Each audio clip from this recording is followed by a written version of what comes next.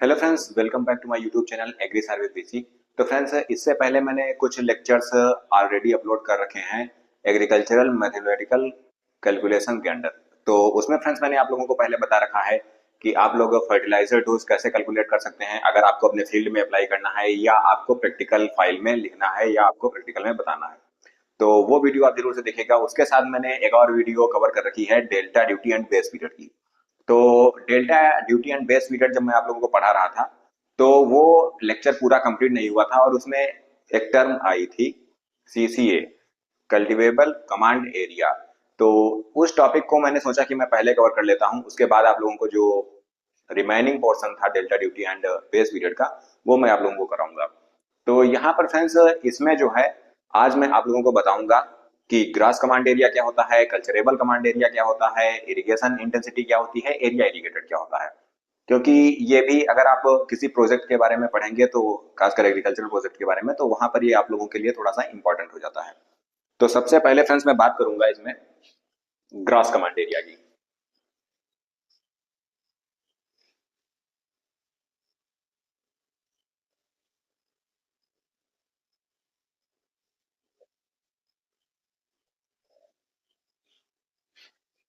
तो friends grass command area हमारा जो होता है यह टोटल एरिया होता है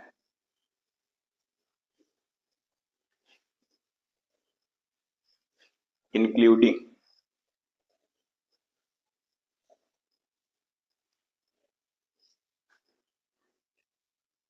फार्म, हाउस, रोड, ईटीसी।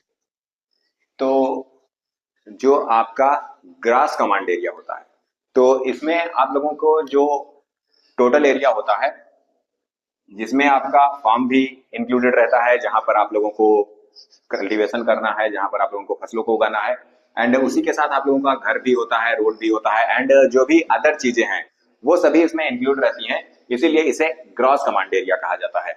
और इसके बाद हम लोग बात करेंगे कल्टीवेबल कमांड एरिया की। तो उससे पहले मैं आप लोगों को ग्रास कमांड एरिया का फार्मूला लिखा देता हूं। GCA gross command area equal to cultivable area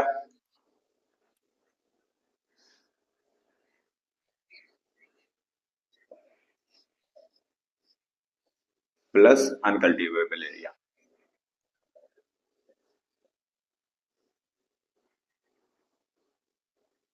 तो इसमें जो आपका कल्टीवेबल एरिया हो गया वो मैंने आपको बता ही दिया कि फॉर्म वगैरह हो गया आपका।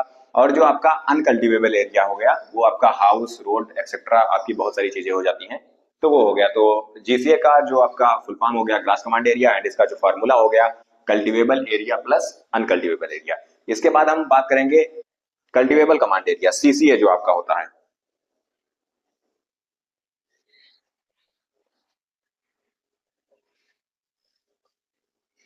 Cultivable command area. तो जैसा कि आपको यहाँ पर पता ही चल रहा है कि इसमें जो आपका कल्टीवेबल एरिया आया था तो ये आपके ग्रास कमांड एरिया का पार्ट होता है। It is a part of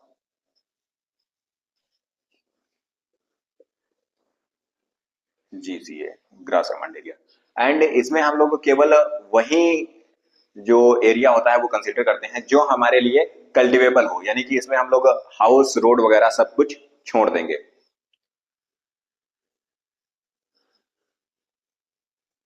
तो part of grass command area which is used for cultivation.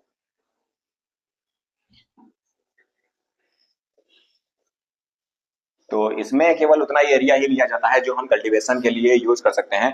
तो इसका जो आपका फार्मूला हो जाएगा CCA cultivable command area equal to GCA gross command area minus uncultivable area. Uncultivable area. तो ये formula आपका यहीं से बन गया, जीसीए उधर गया है, सीसीए इधर आया है, एंड वो अनकल्टीवेबल एरिया वहीं पर है। तो जो आपका सीसीए का फुल फॉर्म हो जाता है कल्टीवेबल कमांड एरिया का, वो आपका फार्मूला हो जाता है जीसीए यानी कि gross command area minus uncultivable area. इसके बाद हम लोग बात करेंगे इरिगेशन इंटेंसिटी की। तो ये आप लोग एक बार नोट कर लीजिए।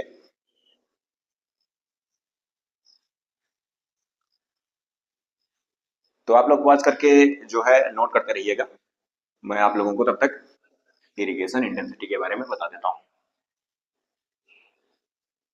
तो इरिगेशन इंटेंसिटी जो आपकी होती है यह इंडिकेट करती है कि कितना एरिया जो है आपका कल्टीवेबल कमांड एरिया का, जिसमें आप इरिगेशन दे रहे हैं,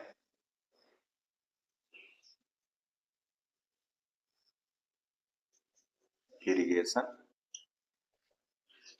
intensity.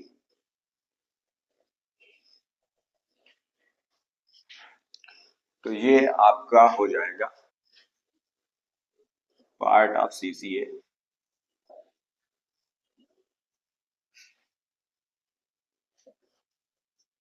which can be irrigated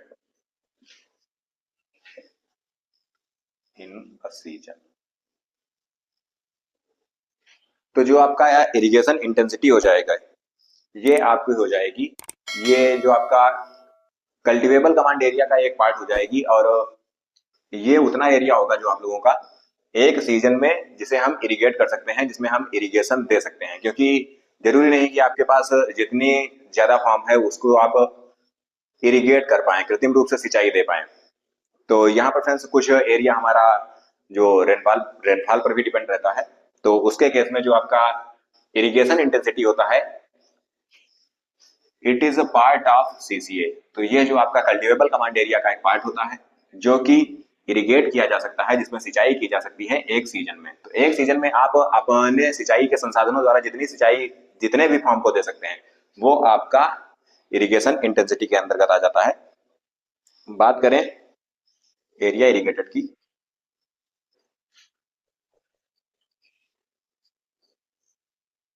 तो इसका जो आपका फॉर्मूला होता है CCA इंटू इरिगेशन इंटेंसिटी।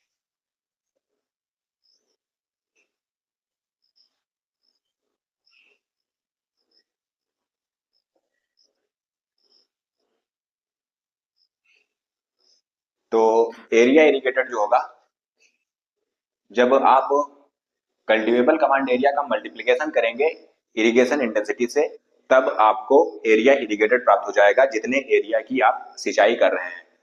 जो आपके ये एरियाज हैं सारे, ये तो आपके हेक्टेयर में रहने हैं, या आप मीटर स्क्वायर में भी ले सकते हैं। एंड जो आपकी इरिगेशन इंटेंसिटी होती है, इसका जो परसेंटेज से यह जो है इंडिकेट की जाती है। तो ये आप लोग नोट कर लीजिए, और इसके बाद मैं आप लोगों को कुछ न्यूमेरिकल्स भी करवा देता हूं। तो आप लोग पॉज करके नोट करते रहिएगा। ये फ्रेंड्स लेक्चर ज्यादा लंबा नहीं होगा, और इसके बाद जो आपका delta duty and base period का लेक्चर है वो भी, अब उसमें ज्यादा पार्ट बचे नहीं है, तो वो भी मैं आप लोगों को बहुत जल्दी करवा दूंगा। उसके बाद हम लोग चलेंगे क्रॉपिंग सिस्टम की तरफ। तो सबसे पहले हम एरिया इरिगेटेड निकालेंगे, जिसमें कि आप लोगों को दो चीजें हमेशा दी रहेंगी। एक तो होगा आपका GCA, gross command area, and आपको दी हुई होगी इरिगेशन इंटेंसिटी।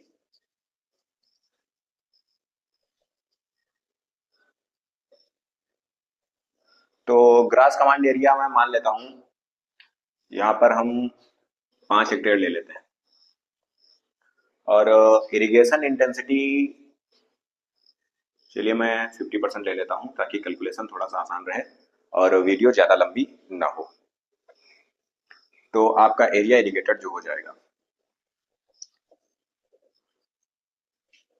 फॉर्मूला मैंने अभी आप लोगों को बताया था।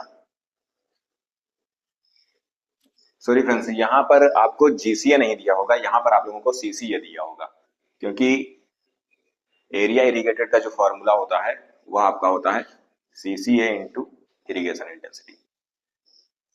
तो मैं भी आप लोगों को कंफ्यूजन करने के लिए कहीं पर दे भी दिया जाए, आपको जीसीए भी दे दे और सीसीए भी दे दे, तो ये आप लोगों को वहां पर ध्यान रखना है कि जीसीए से यहाँ पर कोई मतलब नहीं है, यहाँ पर आप लोगों को सीसीए से मतलब होगा, क्योंकि उसका फार्मूला ही यही कहता है कि आप लोगों को कल्चरेबल कमांड एरिया और इरिगेशन इंटेंसिटी की मल्टीप्लाई करना है, तब आपको एरिया इरिगेटेड प्राप्त होगा। तो ये आपका 5 हेक्टेयर है एंड जो इरिगेशन इंटेंसिटी है ये हमारी है 50%। एंड ये अपान में हो जाएगा 100 क्योंकि परसेंटेज से हम एरिया में जाएंगे।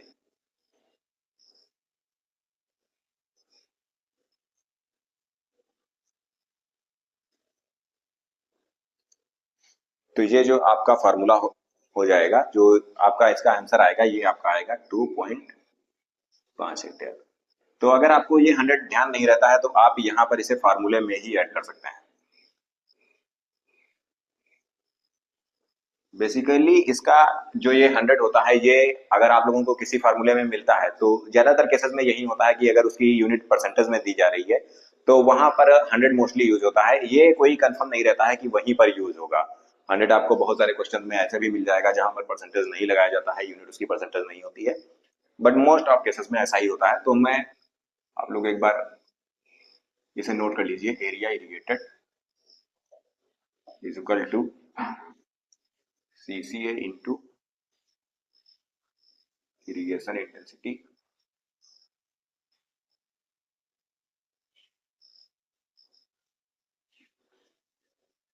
अपॉन 100। क्योंकि फिर आप लोग पढ़ के जाते हैं और आप लोगों को वहां पर 100 ध्यान नहीं रहता है तो आप लोगों का जो क्वेश्चन गलत हो जाएगा। उसके बाद हम चलते हैं दूसरे क्वेश्चन की तरफ। तो ये आप लोग जल्दी से नोट कर लीजिए।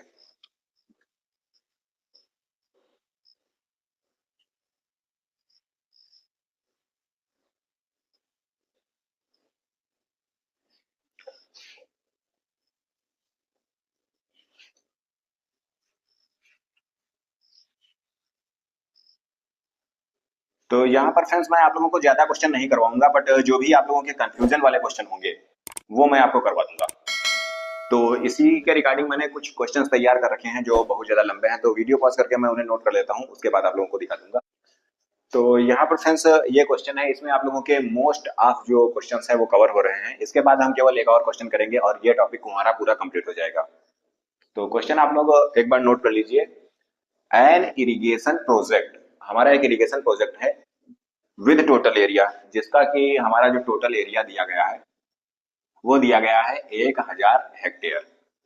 एंड जो आपका 15% एरिया है, 15% ऑफ दिस एरिया, तो इसका जो 15% भाग है is dedicated to road and, तो इसका जो 15% एरिया है वो आपका रोड में यूज हो रहा है, यानी कि आपका जो 1000 हेक्टेयर एरिया दिया गया है वह आपका ग्रास कल्टीवेटेड एरिया दिया गया है एक इरिगेशन प्रोजेक्ट में। एंड इसमें चूंकि आपका 15% एरिया जो रोड वगैरह में यूज हो रहा है, तो यह आपका अनकल्टिवेबल एरिया हो जाएगा। तो अभी हम जब इसमें सीसीए निकालेंगे तो ये 15% हमको माइनस करना पड़ेगा। And half of the rest area, तो जो बचा हुआ हमारा एरिया होगा उसका आधा एरिया जो है आपका इज डेडिकेटेड टू फार्मिंग। तो जो आपका बचा हुआ एरिया है उसका आधा एरिया आप लोगों के लिए फार्मिंग के लिए दिया गया है, यानी कि वो आपका कल्टीवेबल कमांड एरिया हो जाएगा। तो calculate cultivable command area and area irrigated if irrigation intensity is 20%। तो चलिए फ्रेंड्स इस क्वेश्चन को हम सॉल्व करते हैं। तो सबसे पहले तो हमारे पास जो दिया हुआ है वो आपका है जीसीए, जो आपका है 1000 हेक्टेयर। एंड उसके बाद जो आपको दिया गया है इरिगेशन इंटेंसिटी वो आपकी है 20%। जो एरिया यूज हुआ है रोड्स वगैरह में, एरिया यूज्ड फॉर रोड, तो ये आपका हुआ है 15%। तो चलिए फ्रेंड्स कैलकुलेशन स्टार्ट करते हैं। तो सबसे पहले हमको निकालना है इसमें सीसीए कल्टीवेबल कमांड एरिया। तो सीसीए इज इक्वल टू जो हमारा हो जाएगा, यहाँ पर 15% एरिया हमारा रोड को डेडिकेट किया गया है, तो हम 1000 का सबसे पहले तो 15% निकालेंगे, जो कि हमारा हो जाएगा अनकल्टिवेबल एरिया।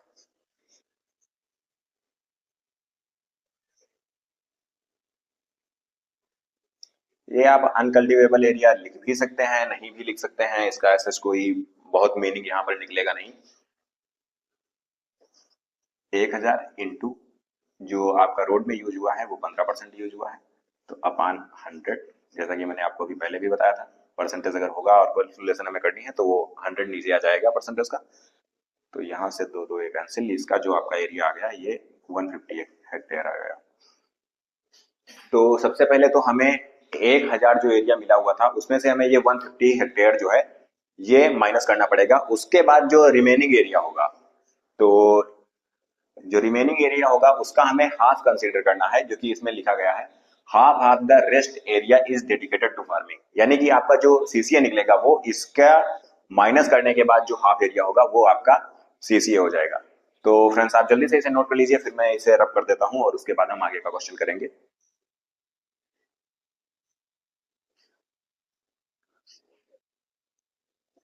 तो आप लोग वीडियो पॉज करके ये सब चीजें नोट कर लिया करिए।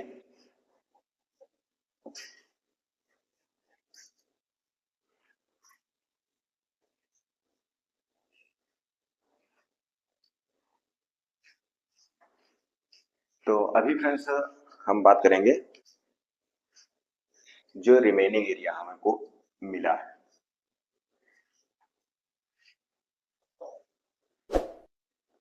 15% रोड निकालने के बाद, तो 1000 हमारे पास ग्रास कल्टीवेटेड एरिया था एंड 150 हमारा जो आया था वो एरिया आया था 15% रोड के बाद। तो ये आपका बचेगा 850 हेक्टेयर। एंड क्वेश्चन में हमें साफ साफ बताया गया था कि जो रिमेनिंग एरिया है उसका जो आपका हाफ एरिया होगा वो केवल फार्मिंग के लिए यूज हो रहा है। तो यहां पर आपका सीसीए जो हो जाएगा, सीसीए इज इक्वल टू, तो ये आपका हो गया 850 हेक्टेयर एंड इसका भी हमको हाफ लेना है क्योंकि क्वेश्चन में डायरेक्टली दिया हुआ था। तो ये आपका आ जाएगा 425 हेक्टेयर। क्वेश्चन जो आपका कह रहा था कि जो आपका एक फार्मिंग प्रोजेक्ट है जिसमें आपको टोटल एरिया दिया गया है 1000 हेक्टेयर एंड जो 15% एरिया है वो आपका यूज हुआ है रोड्स में। तो 15% एरिया जब हमने निकाला 1000 का तो वो 150 आया था। तो जो रिमेनिंग एरिया बचा हुआ था वो हमने कैलकुलेट किया 850 हेक्टेयर आ गया। एंड उसके बाद आप लोगों से बोला जा रहा था कि जो कल्टीवेबल कमांड एरिया है वो हाफ ऑफ रिमेनिंग एरिया। तो यहां पर हमने जो हमारा रिमेनिंग एरिया था उसका हमने हाफ कर दिया, तो ये हमारा आ गया कल्टीवेबल कमांड एरिया। इसके बाद हमको निकालनी थी इसमें एरिया इरिगेटेड। तो एरिया इरिगेटेड जो हमारा हो जाएगा उसका फार्मूला मैंने आप लोगों को पहले ही बता रखा है, सीसीए इंटू इरिगेशन इंटेंसिटी अपान में आप 100 कर सकते हैं ताकि आपको समझने में आसानी रहे। तो इसका जो आंसर आ जाएगा, तो एरिया इरिगेटेड हमारा है 425 हेक्टेयर, सॉरी जो आपका कल्टीवेबल कमांड एरिया है वो आपका 420 हेक्टेयर है एंड जो इरिगेशन इंटेंसिटी हमने ली है वो है 20%। तो इसका कैलकुलेशन आप कर लीजिए।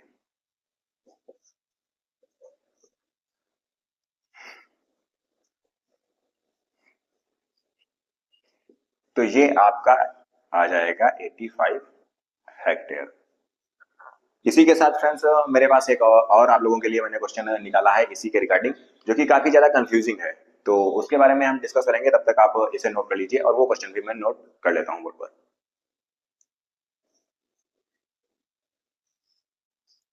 तो फ्रेंड्स हमारा नेक्स्ट क्वेश्चन जो है वह है grass command area under irrigation.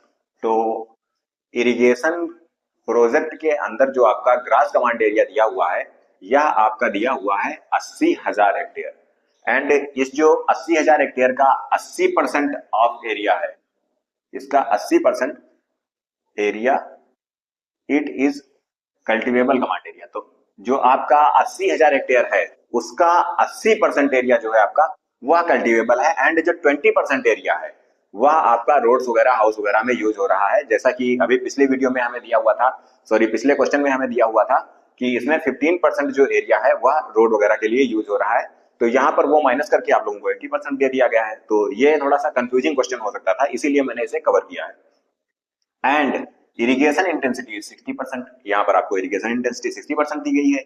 Area irrigated आपको कैलकुलेट करना है, फॉर्मूला सेम रहेगा, बस हमको थोड़ा सा कंफ्यूज करने के लिए जो कल्टीवेबल कमांड एरिया था उसे परसेंटेज में दे दिया गया है। तो चलिए इसे भी हम कर लेते हैं। तो जो आपका सीसीए निकलेगा इसमें,